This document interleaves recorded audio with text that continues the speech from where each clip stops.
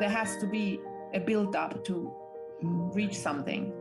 And that is also the beauty of it, because that's when you actually develop the dancer and the artist. Because if you don't go through certain moments, certain steps, certain chapters of your formation as a dancer, you will not achieve a complete formation. I don't know if I am clear, but and if you skip some of those steps, I think at the end of the day, you will always miss them.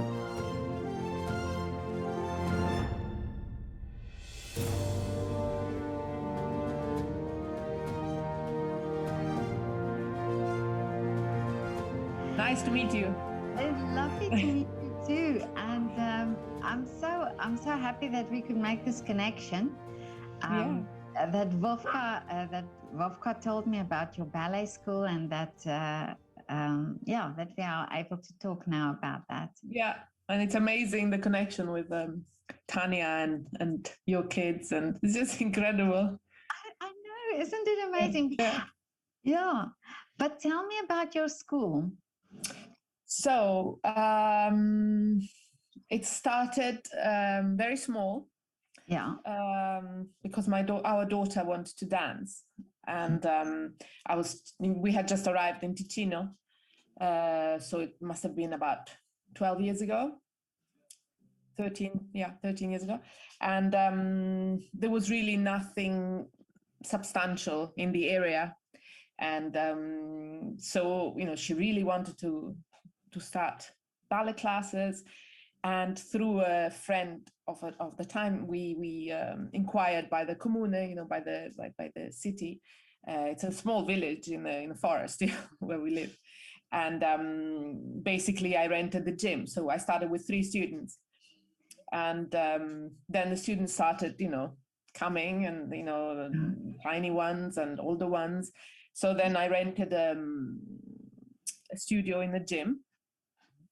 And then as things progressed and the students were coming more and more, I had to open a school. So in 2013, yes, I opened the first school in Pura. And then, the voice, Ticino is a small region. And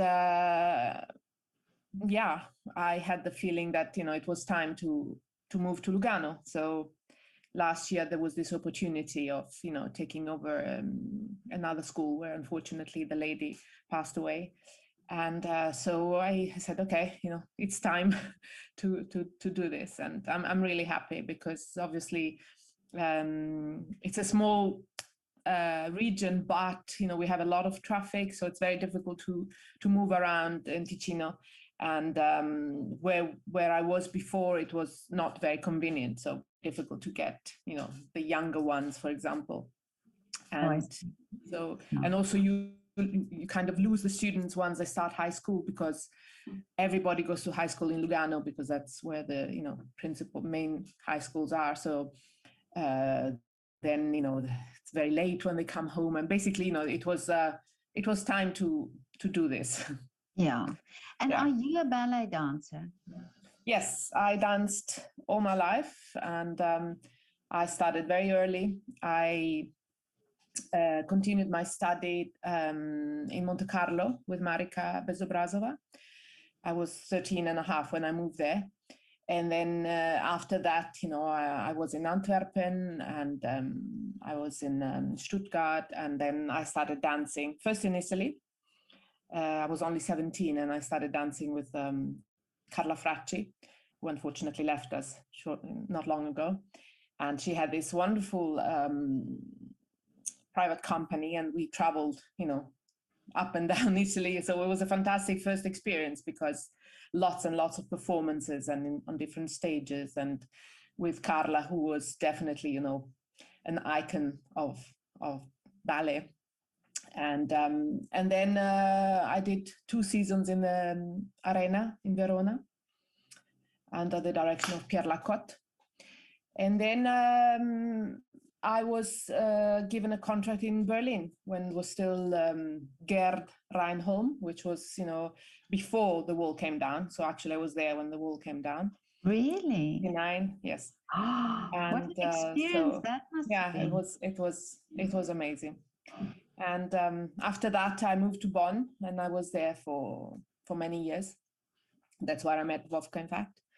And then we moved shortly to Berlin again, when and I did some work with the Staatsoper. And then it was time to say basta, because we already had Alex, our older son, and kind of it was time to to do something else. Yeah. But I mean, I've been very, very fortunate. Like I worked with incredible dancers and teachers, and all this comes up now, when I have to teach and transmit, and And I think it's so valuable and it's so important that the teachers who teach the art have the right attitude and also the right way of teaching it, the art, so that there's an appreciation, not for the children who don't become ballet dancers, but that there's an appreciation for this art. Absolutely. And I was incredibly fortunate because my first, let's say, important ballet teacher was Prudence Bowen, Australian, and she opened my mind, although I was so young. I was only 9 when I started working with her, but she really had a vision, and she taught in this tiny little room in her house. And if I think what it still remains in me of what I learned from her in this tiny little room, and just the attitude as well of how to approach. And then after that, I worked with Wojtek, who was from Kirov, and Polish dancer, but he graduated from the Kirov Academy, I think the same year as Baryshnikov, so that kind of statue of a dancer. And again, a totally different mentality, and what is so nice that I haven't got any bad memory, and it's just so nice to transmit positive energy. And also I chose the ABT curriculum, national training curriculum, to have some support for teaching, because when you are a dancer, it's not so obvious how to approach little children. It's easy to teach your peers, kind of thing, professional dancers who already know the basis and all that, but it's a big responsibility to form dancers, and to make sure that you don't actually damage, and that how to approach the growth spurs and everything. And I was very fortunate to approach the ABT National Training Curriculum, who was founded by 2 of my teachers, in fact, Franco de Vita and Raymond Lukens. Really? And so I did the whole formation for teachers, and I did some in Italy and some in New York, because I accompanied my students to New York to the summer intensive at ABT. And they opened the world for me, because it's so, I don't know, it's a methodology that it's perfect, I think, for people who have had a long professional career. And in that career, they didn't have the time maybe to do a teaching formation, but there is so much information from all the teachers that you've worked with, maître de ballet and choreographer. And this methodology, I think, combines really everything that you need, especially for a private school, because, we don't have a choice of student. We say we take everybody, and I feel like a mission to transmit this art. Yeah. And of course, not all of them will be dancers, but I want all of them to be happy and to to maintain a very happy and positive attitude towards dance in general and ballet and art. And, you know, they'll be our public tomorrow, our journalists, or the mothers and the parents of our next students, you know. So what's important for me is that they come happy and they go away happy and they can't wait for the next lesson. And I think, you know, it's not like they come and have fun. We work, but there is a way of approaching the work that it's very positive and just constructive. Yeah, but you know, this is something that I think is also so important, that because many children stop dancing when they are a certain age because of this, you know, pressure, or you know, they don't enjoy it anymore. And it's like you say, it is hard work, and there is this discipline behind it, but it's sometimes because of a teacher who expects something from them that they cannot give, and then it sort of kills the art form. Absolutely. You know. Yeah, absolutely. And I've had so many this year, especially because arriving in a school where there was already, you know, quite a few students, and arriving in Lugano where people already know me. I had a lot of kids coming, maybe around 10, 12. And the parents say, oh, you know, but, you know, she doesn't want to do classical ballet anymore because it's so serious. And, you know, she just got so anxious before going to class. And, you know, so I start by offering them, you know, maybe modern, contemporary, or just what we have, like body conditioning class, you know, with stretching and parallel training. And then slowly they, you know, some of them have tried a class, and, you know, they're back to ballet now and they're very happy. Because, I mean, for me, the most important thing is the child. It's not, at that age, it's the child, and always it's a person. It's more important than ballet. Because through that attitude, I think you can then really come up with healthy dancers and happy dancers. You know, if you only think of the results, or, you know, I mean, if I take kids to a competition, I don't take them because they have to win. I take them because they have to do that experience, and because it has to be a moment of traveling together and, you know, preparing, and the emotion of going on stage, and then, you know, of course, I mean, we all go hoping that something positive will come, but it doesn't have to necessarily be to win, you know, just to have a confirmation that you're working well, and that, you know, that you have fun and that you love going on stage. And I've had some kids that after a competition, they have said, this is not for me. Yeah. So, you know, and I have to respect that, and I have to agree. And it's like a natural selection in a way. But to get to that level, I think, you know, we have to concentrate on just the formative aspect of our art, you know. Yeah. And it's sometimes this where I think some teachers lose that vision of working with the children, and that it becomes their competition. It becomes their how many children do I put through this competition, and how many children of my school are winning this competition? And then it loses the value of really the competition, you know? Absolutely. And you can damage in the process, because, you know, now there is much more care, you know, on age respect, for example. And that's another aspect that I really admire the ABT NTC, because, you know, they're so concerned about, I mean, they did so much research with, you know, physiotherapists and surgeons and, you know, doctors that have worked with dancers all their life, to the needs that we have to respect the growth and the development of the body and of the psyche of the child, you know. Because all this pressure creates really a child with anxiety, with the issue about their body, or, you know, whether they're too tall or too small or too round, and it's up to us to really try to not stop that, but control that. Yeah. And respect the age. And, you know, so many parents say, oh, you know, when are they going to start point work, you know? And so many teachers start putting point shoes on so early, not to lose their kids, the students.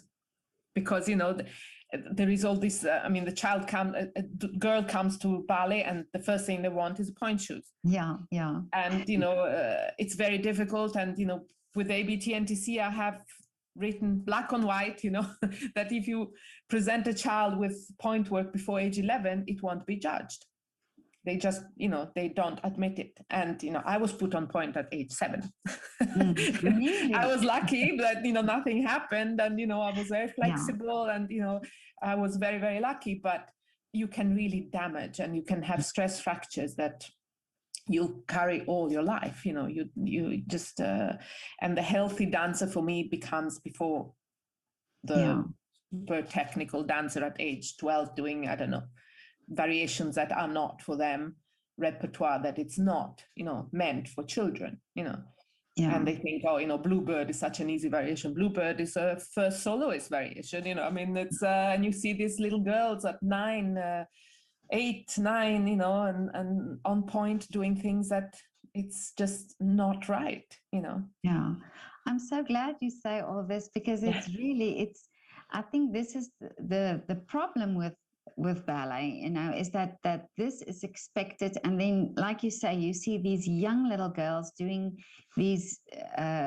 solos that really is not suitable for them. And then it builds up a pressure amongst everybody to be able to achieve that, and that becomes the norm.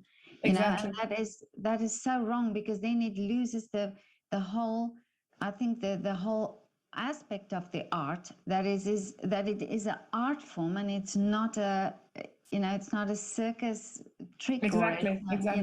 Exactly. And I'm so glad that now, serious competitions like, YGP, for example, you cannot present a child younger than 12 on point. Really? And I think that is fantastic. And, I think there was a lot of pressure from the serious ballet directors of good schools saying, this is not on because it's just, and also I think it takes away the whole build up. I mean, as a pianist, before you play something, really amazing, you have to go through a certain repertoire. And I think as a dancer, even more, because there is all this physical preparation. And if you have danced everything by the age of 14, what is there to discover? What is there to expect, Yeah. And I think I believe in repertoire being taught very early for the mimic, but then you can take the tiny repertoire or the group repertoire. I try to do that with the younger ones, and we do, the little peasants in Giselle, so that they have a feeling of working in the group and, things like that. But I think just to expose an 11, 12-year-old to a solo variation, because even Cupid, that they all think, Cupido is so nice. And it's, again, Obrazova dances it in the Bolshoi. So, it's just, it's a big, big solo if you want to have it done well. And I think it's not for a little girl. Yeah, and it's also the expression of it, that's the understanding of it, and that it's not just a trick, that it's not exactly that it doesn't become about the how high the leg is or how many turns or that it stays with what is this solo saying or what is this telling. And I think this is something where you can train somebody to do it perfectly, but it doesn't say anything anymore. It loses the message or the story behind. Absolutely. Absolutely. I think there was a time where dance went through a moment where it became a little bit circus, and in a way, it's amazing to see where you can push a body, what you can achieve, but when it becomes extreme as everything, it's, I don't know, if it loses what it really meant to be, then I think it's not right. And, dance is still an art form. I mean, it's principally an art form. Yeah. And if we forget that, then we just become gymnasts. And I think, that's a real shame because we have, gymnasts, great, but it's a different thing. We should be there telling a story, whether it's abstract or a real story or whatever, but it is an art form and it should be kept that way. I 100% agree. And what is so interesting is I spoke to, and you will know this from being married to a pianist as well.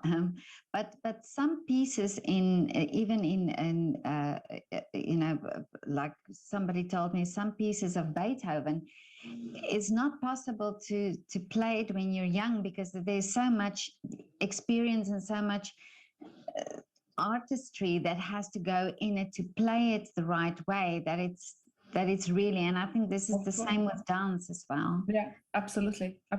And of course, as I was saying before, that there has to be a build up to reach something, and that is also the beauty of it, because that's when you actually develop the dancer and the artist. Because if you don't go through certain moments, certain steps, certain chapters of your formation as a dancer, you will not achieve a complete formation. I don't know if I'm clear, but and if you skip some of those steps, I think you at the end of the day you will always miss them, and there'll be something missing. It's like if you build a house and you forget to put something, and then at the end of the day there'll be problems.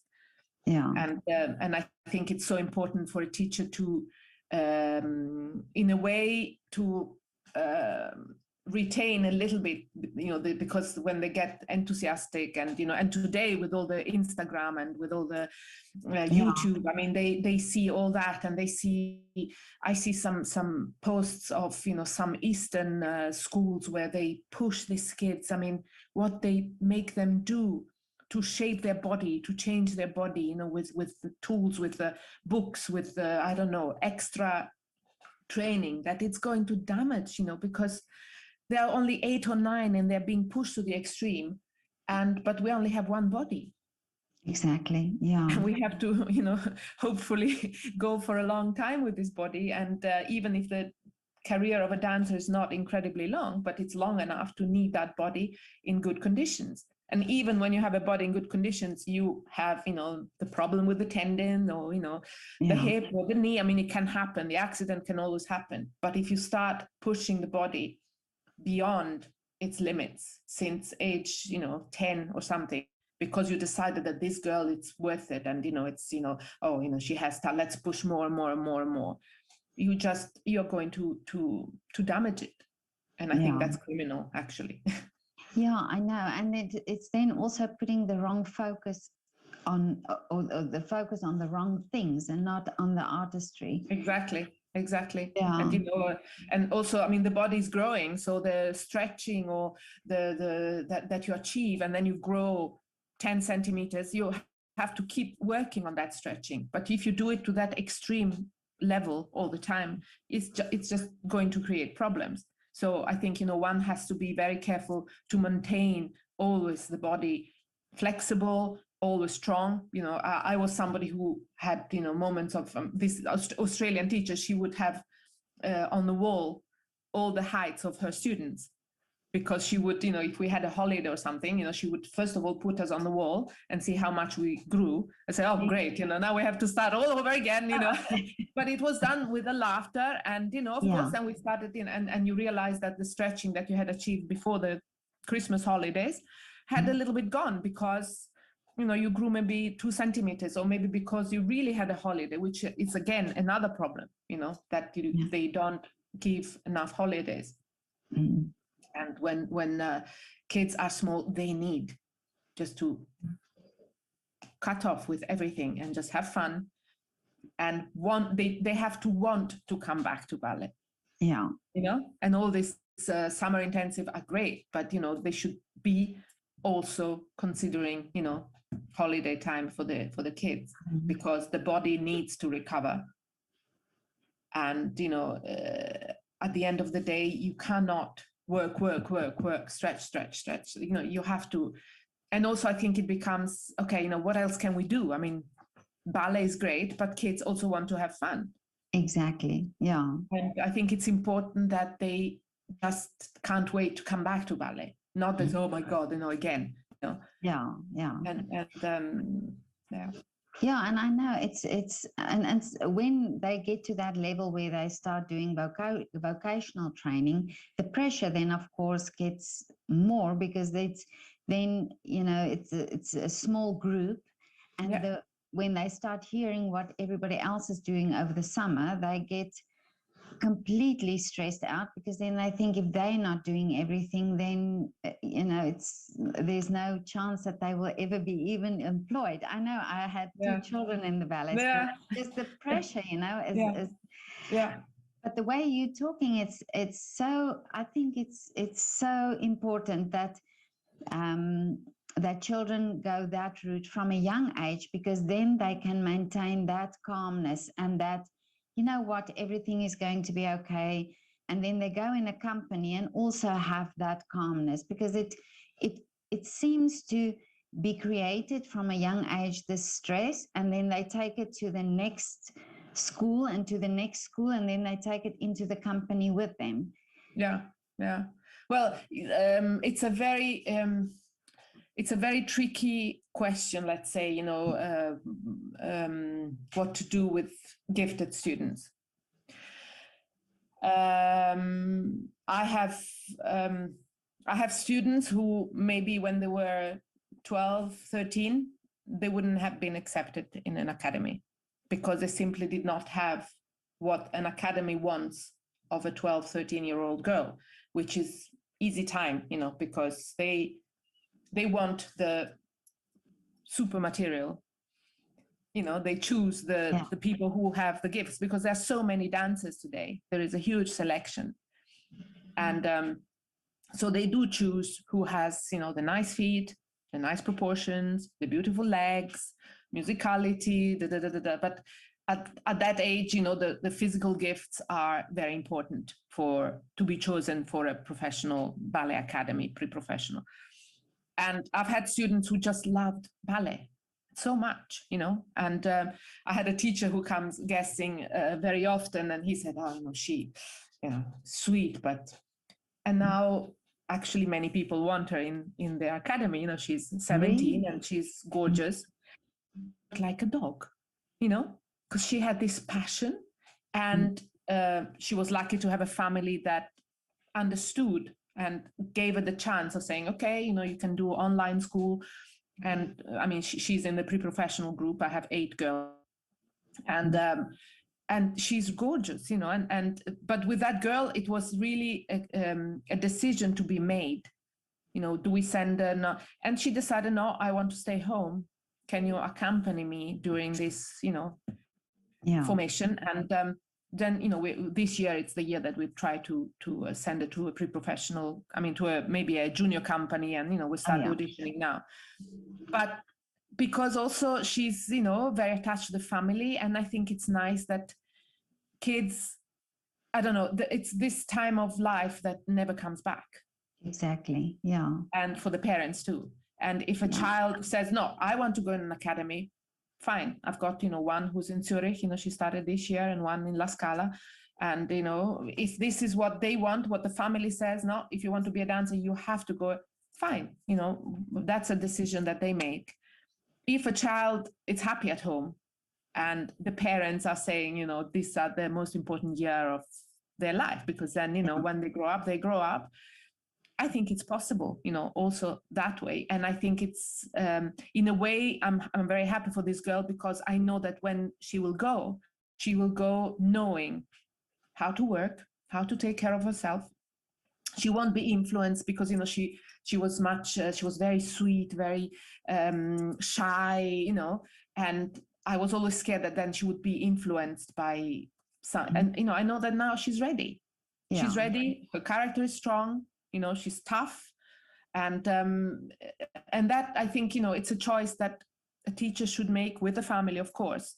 But I think sometime when you send them away too early, it can be dangerous, because I mean, there's so many factors that can contribute to problems, you know. And, you know, the girls especially, of course, there is always many more girls than boys. And I don't know, they they get I through know with. Yeah. No, I You know understand what you mean. it. Yeah.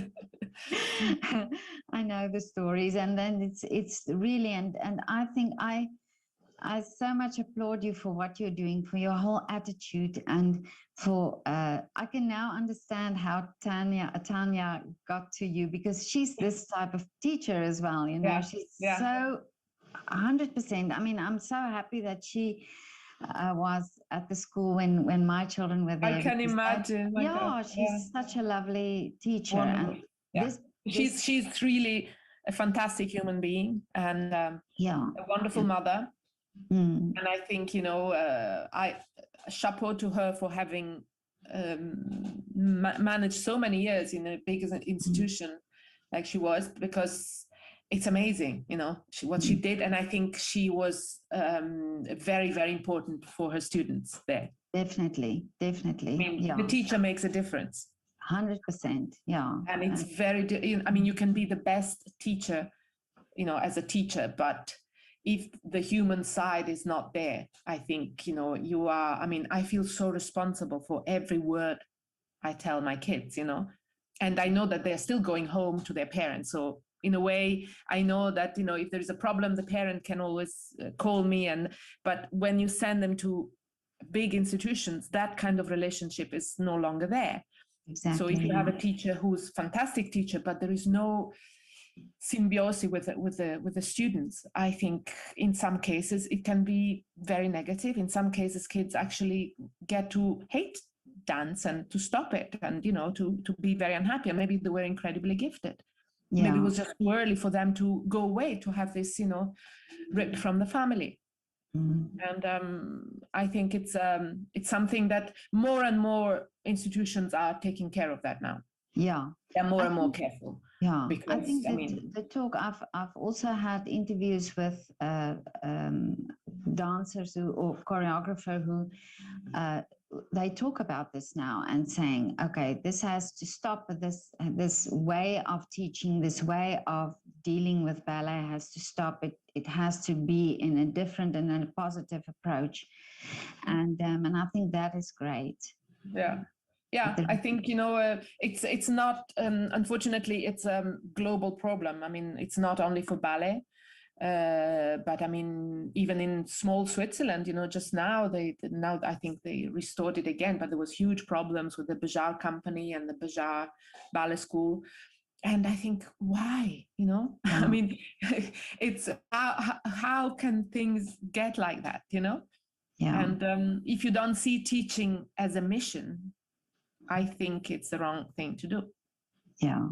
Because it's such an involving work, because you are, I mean, I feel responsible for each of my students, especially the older ones, of course, because, you know, you are their everything.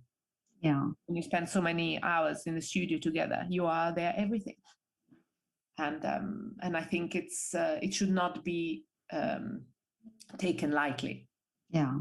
No, I totally agree. And I think it's also because of the fact that you're teaching a form of art, and that appreciation has to be there as well. Exactly. Yeah. Because like you say, not everybody is going to become professional dancers, but but there's so much to be learned from just doing this art form that they take that with them for the rest of their lives. And then, of course, your influence as well, and what you're saying, that's all motivation, and that's all things that they take with them, even if they become a medical doctor or absolutely, or just a mother. Just, you know, it's I say just a mother, but I mean, a mother is important, but it's somebody who could remember all these things and take that with them as well. So I think you have to treasure. I mean, first of all, I feel lucky every day because I do what I love. Yeah. And I think that it's very rare this day, you know, to get up in the morning, maybe tired, maybe aching because I worked too much the day before, but you're looking forward to working with your girls and, you know, create things and, I don't know, prepare for, I mean, it's all so exciting, you know. Yeah. And so that should never be forgotten, that, you know, if you, this is not a kind of job that you do it because you have no other choice. I mean, it shouldn't be. Yeah. And it's also not the kind of job that you do because of you have a hefty salary at the end of the month, because again, but I think the blessing is in the fact that you are able to teach and able to see the growth. You know, you're seeing the person growing into a lovely dancer, or you know, somebody who can express themselves through dance. And I think that's absolutely. Yeah, Absolutely. And if that goes, it's not, I mean, it's not a 9-to-5 job. Yeah. And I think teachers are very important, you know, and you have in your life, you have few teachers, but you have a memory of teachers throughout your life, whether it's school teacher or ballet teacher or music teacher. And it remains forever, you know, and the good things and the bad things in a way. And from there you have to learn, and you have to try to transmit as much as you can positive energy and the love for what you teach. If you're not able to transmit love for what you do, what you teach, then it becomes very difficult, I think. Because as you said before, it's a very hard form of art, physically demanding, and involving your whole life, because I mean, you cannot be a dancer only when you are in the studio. You are a dancer all your life, you know, also at home, and you have to mind what you eat and be healthy, and you know, do your stretching, and you know, so it prepare your point shoes. I mean, I've got girls who spend their Sunday, you know, preparing their point shoes, and it takes a lot of time, and they don't really have a life outside of ballet in the end. So you have to love it, and it's extraordinary, but you know, I couldn't be happier. But I think you are doing incredible and great work. But now, what is so you have the 2 schools now, or do you just have the no, 2? I you know, for contract reasons, I'm keeping, you know, the first school as well, and I'm quite happy because I've got a lot of little students local who you know, I would lose if I go only to Lugano, because you know, it's only a 10 minutes drive when there is no traffic, but that basically only in the middle of the night. So so you know, it's very difficult, and parents here have a bit of the mentality that if things are not right there, they will not really, you know. And so you know, I have 2 groups of nice girls that, you know, hopefully by the time I give up the school here, they'll be old enough to come to Lugano. And so you know, it's important to keep the 2 schools at the moment. And in the other school, the other school is I've got various groups, from the tiny ones to this pre-professional group. There are 8 girls, and I present ABT and TC exams every year. Although with the lockdown, of course, that didn't happen because the examiners come from New York, so it was not possible lately. But hopefully next February we should have examiners coming, and so that's very nice, because it gives me and the girls and the family you know, an official kind of idea of where we stand, you know. And that's nice. It's a 7 years exams, basically. Primary as well, but then I mean, seven exams, let's say, and the younger ones you can do, you know, in 2 years, level 1 A and B, 2 A and B, and then from level 6 it's only 1 level. And it works very well because it's very well structured, and the examiner comes, it gives a kind of, you know, ceremony to it, and then they get their diploma, their comments from the examiner, and the school keeps this way the affiliation to the ABT and TC. In fact, I'm a fellow. I have a fellowship with them because I presented many years in a row. And what's nice is that from age 17, you can actually do the first teaching exam. Oh, okay. So this year I had three girls plus one of my teachers who decided to do it. And so, and for me, it's good because one of the girls is, she's our daughter, but she's now helping me with the little ones. She has her diploma, she did her, and for me, it's a security. The degree is recognized by Dans Suisse in Switzerland. So it gives an officiality to the school as well, which is important because we have the possibility of having sports talent recognition for some of the girls. So even if the parents do not want to give them the online school option, they can get some hours off the high school, which is very demanding here because here they're in school between 8 and 4, sometimes 8 and 5. So it leaves very little time for a activity like ballet. And so with this kind of qualification, they can have this the equivalent of Olympic sports students. Oh, I see. Oh, that's wonderful. So they have to do 10.5 hours of ballet of dance every week, plus I think it's 46 hours a year of extracurricular, like summer courses or a workshop, or so we have to fill out those things, which is not difficult, with only the summer courses they achieve that. But that you can have only if your school, if the teachers are recognized by Dans Suisse. Oh, I see. Okay. So with the ABT, we are recognized. Therefore, it's also nice for me to present the parents with a package. Let's say that they at 17 they can do this exam. They get a diploma. It doesn't drink, doesn't eat, doesn't expire. You keep it in your drawer. You never know.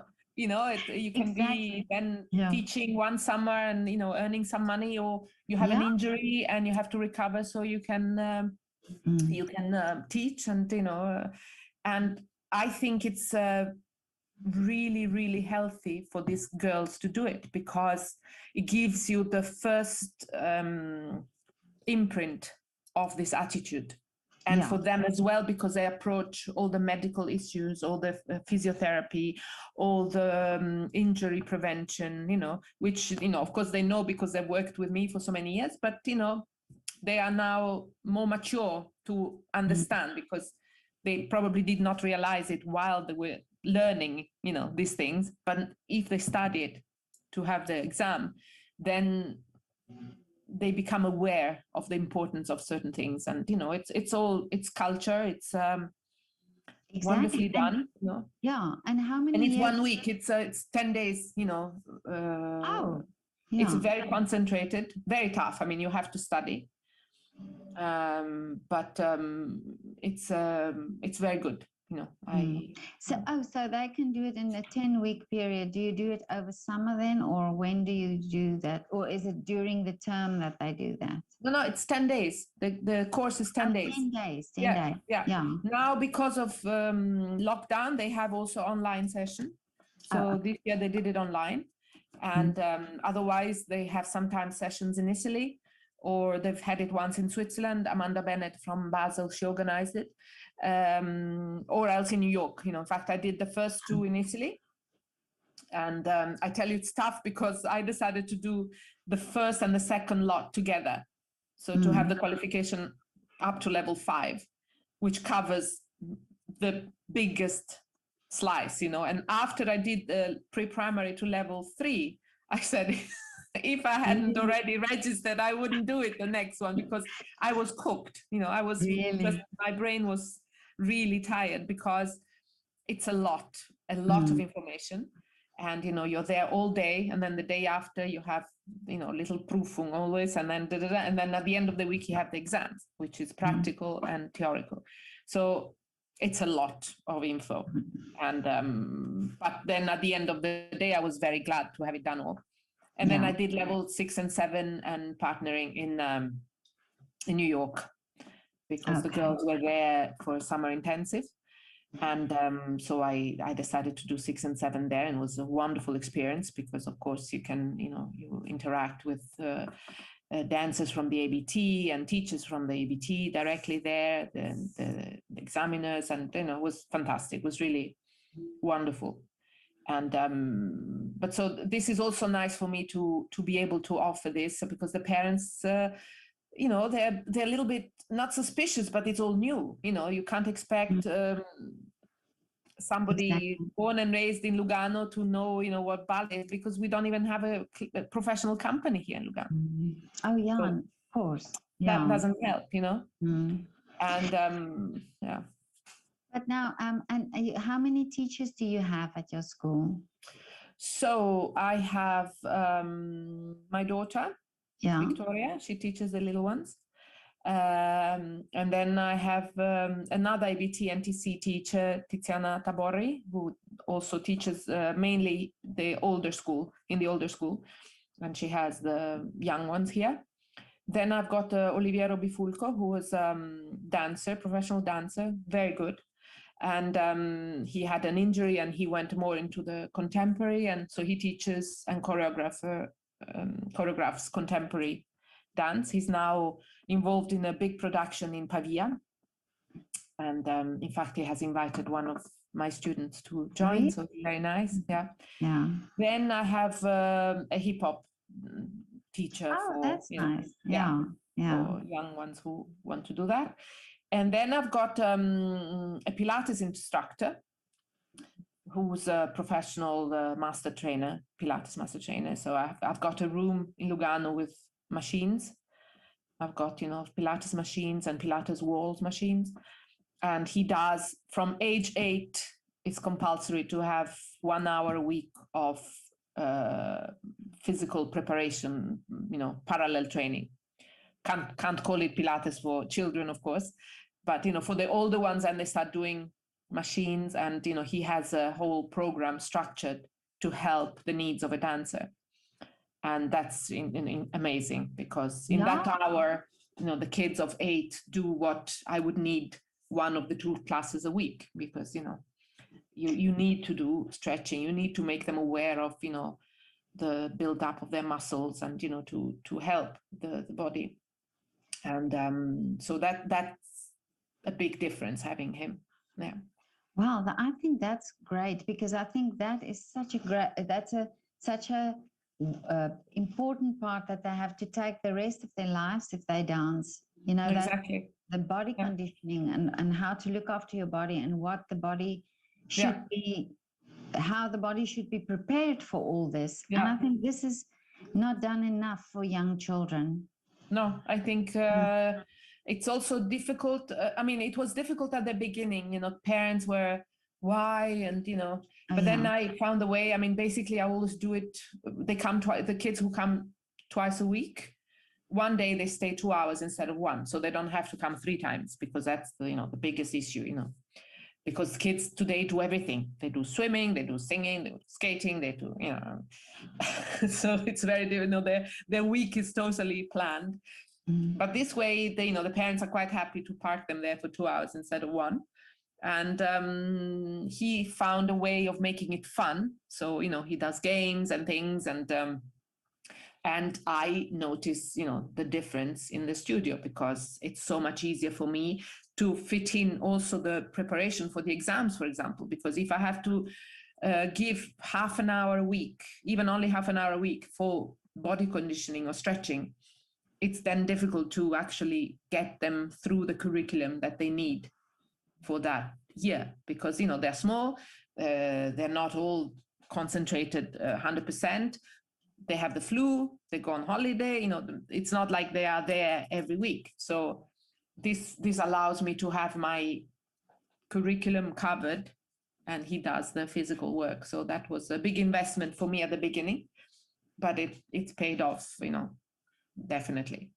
And I'm very happy to have that. And, then we have guest teachers. We have, I have a wonderful Russian friend, Alessandra Ashkenazy, and he lives in Rome. So he comes regularly once a month for a couple of days. And it's very good for them to have a man teacher as well. Yeah. to change. And he's a great choreographer, so he does always, some creation for us for some competition. We did the last time we did YGP live in Barcelona, we were invited to New York for the finals, with his Wow. choreography. So unfortunately we didn't go because of COVID, but it was really nice. It was very, very exciting for the girls. And this year he's done another choreography that will go to Riccione. Hopefully it's happening in December. And then we have a character teacher who comes also regularly, Julia Sofina, so that the girls have, at least a workshop a month of character dance. That is so important. But unfortunately, there are no teachers here that can do it regularly once a week. So, it's nice for them. They have it once a month. They get the feeling of, the use of the body, musicality. Character is fantastic for, it's part of our formation, as dancers. As in your kids for sure had. And Tanya is a wonderful character. She is. So I try to give them guest teachers every so often. I've got also Mirna Kamara. She was from New York City Ballet and Miami City Ballet, and she lives in Zurich now. So she comes as well to give balancine trainings and a bit of repertoire. And she has a company in Zurich.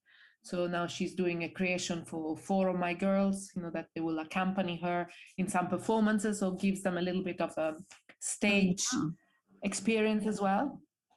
And the only thing I regret is we have no boys. Really? I was going to ask that's you. Really a shame. Yeah. No. That is really difficult in Ticino. Football and hockey, but ballet is just not considered at all. It's such a shame. Yeah. I remember my son was for a very long time the only boy in the ballet class, and really, and when we lived in England, and it was also all the boys out, the boys where we lived, they all played football, and he was the only one doing ballet. So I know Fantastic. that is it's only when he went to the Royal Ballet School that there's a lot of boys, but exactly. In the normal ballet class, there were not boys. Such a shame. I've got one boy this year who started. Oh, really? Yeah, sorry. I've got one boy, 10 years old, and he plays the piano as well. So he's an artist, and the family is, very artistic too. So obviously they support him totally. And the mother said, he's so convinced. And whenever the friends say, what you're doing, ballet, I said, yes, it's wonderful. And, he's very proud. So I hope we are treasuring him, we're cocooning him very much, I give him because he's rather talented and very musical, intelligent. But of course, being the only boy, he's a little bit not happy to be, because he's 10, very tall. And the 10 years old girls, as 10 years is the worst age for girls. They become really kind of, and they have their best friends, and, they can be quite bullying as well. The 10 years, it's the group to always keep an eye on. So I'm just terrified that once I throw him in the group, he'll be terrified. And so I'm giving him, private classes on the side to take him to a good level. Great. Yeah. So that he will feel, And in contemporary, we did the same, and there he's already at a good level, because physically he's very, he does also some kind of gymnastic. So he's, physically very coordinated, and, and so in contemporary, he's already in the group, and it works well.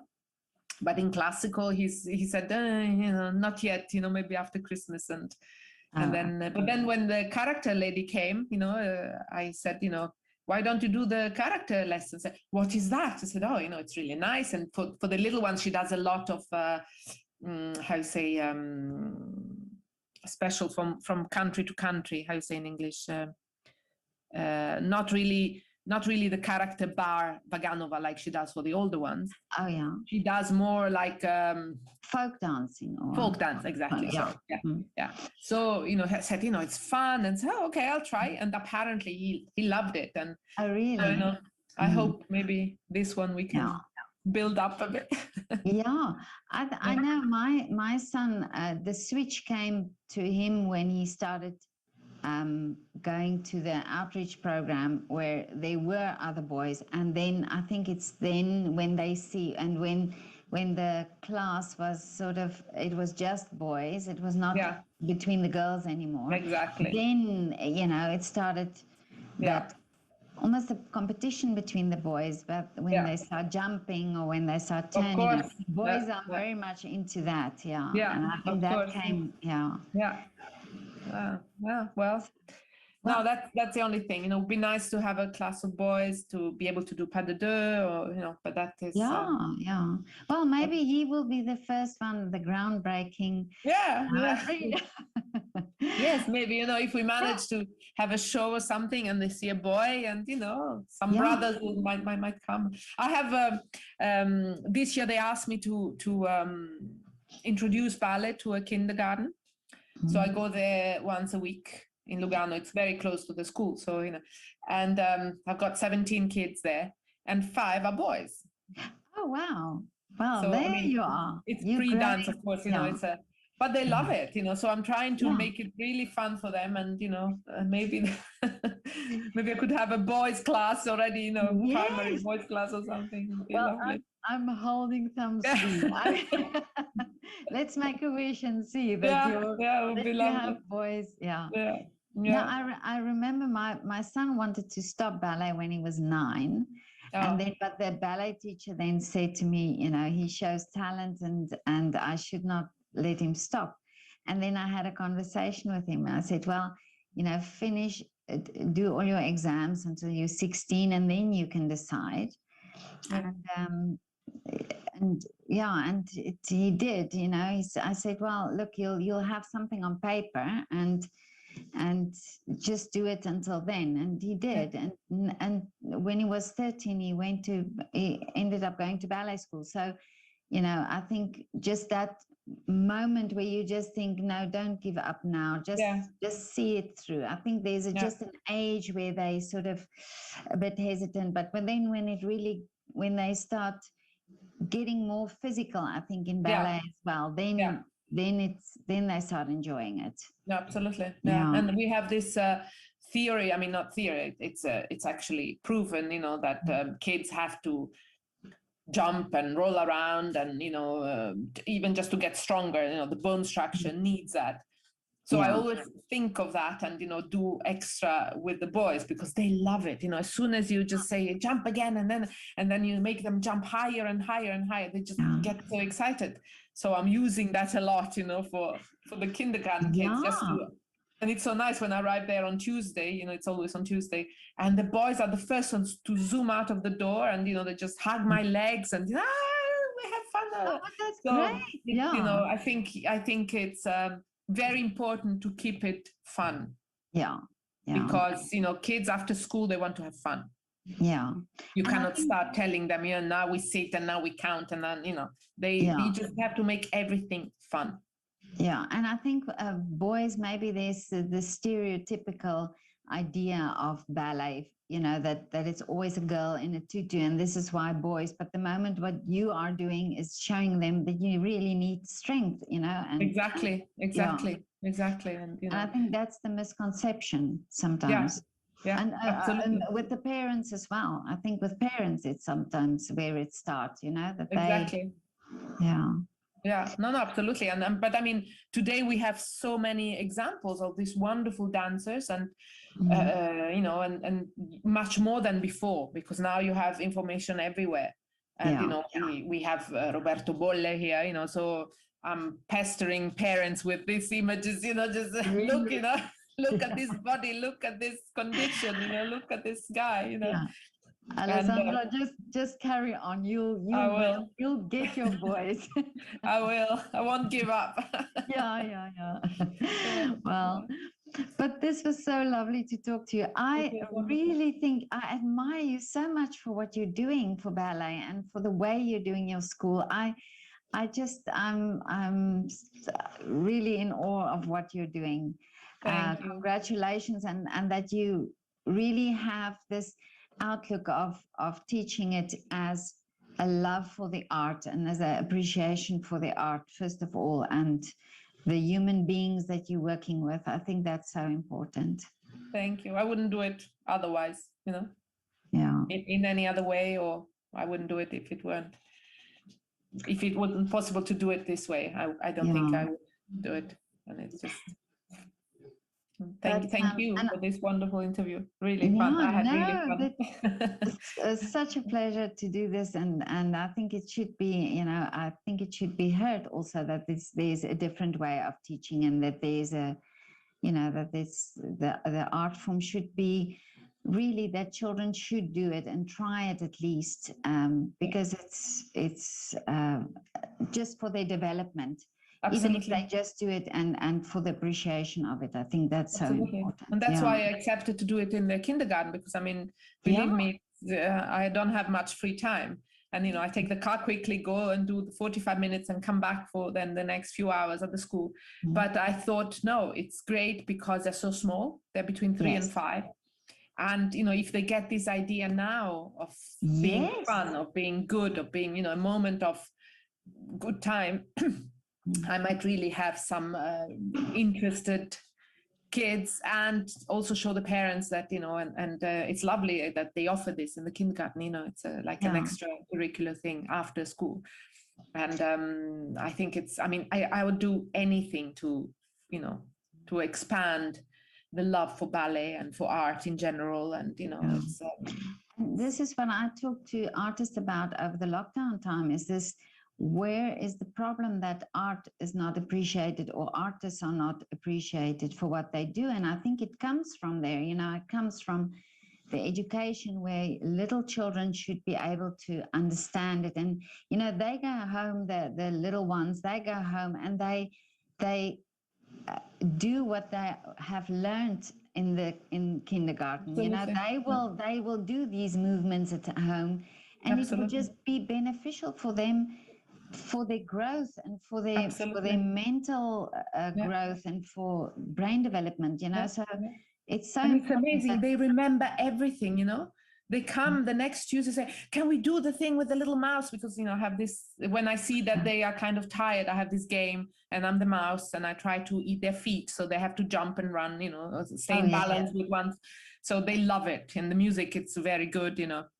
And so, I mean, can we do the mouse and can we do this? And they remember all the exercises. And this little boy, you know, Lorenzo, and, you know, he's a little bit like, you know, he looks a bit like an old man already. You know?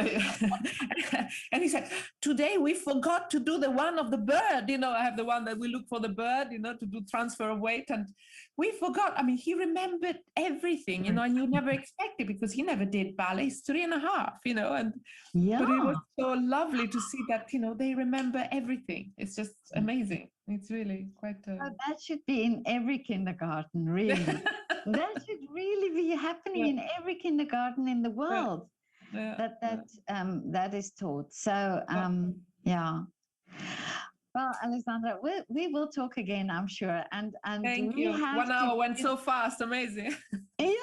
But really, you're doing such great work, and when you're doing a lovely program or a concert or something, it would be so great to talk about this, because I would so love to hear more about your work, and that it can go out in the world. The message that you definitely there should be more people inspired by you and do the same thing that you are doing. Great, because this is a wonderful program. This should be out, you know. It's more and more researched. I mean, you know, in Basel, for example, they do the exams. I know that in Sweden as well now they have, you know, and it's really for me it has changed my whole attitude to teaching. Really? I mean, it has opened a world for me and for my school. and also it has taught me through becoming more secure of what I was saying. It's so much easier to talk to the parents, to say, no, sorry, until they're 11, there's no point. You can go to another school if they want to do that, but here, no way.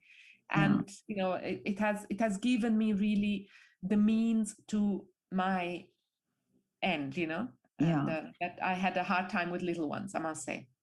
Yeah. Do you think if you'd done this in your career, during your career, it would have also had an impact on how you danced, or how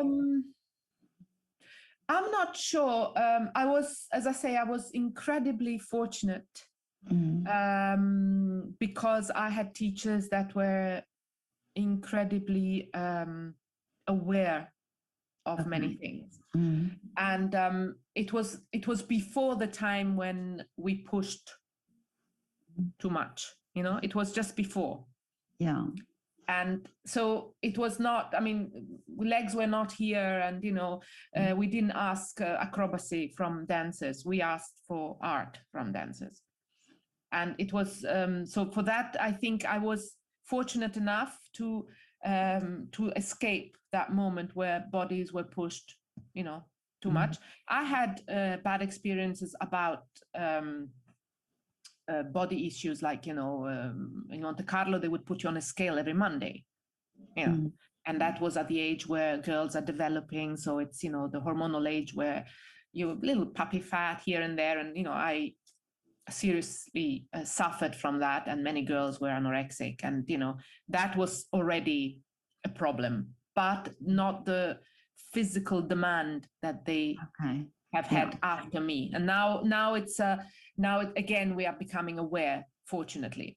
But I remember the first course I did in Florence with Raymond and Franco, and many of their students were also participating, and it was so sweet because Raymond said, if we knew then what we know now, that we did all this research, and they were kind of jokingly excusing themselves with their student, because maybe they felt that maybe they would have taught differently had they done all this research. But they were dancers at the time when they were teaching in Florence, they were still young, and then they did this amazing career. They had this amazing career in the States that culminated in this research and founding of the curriculum.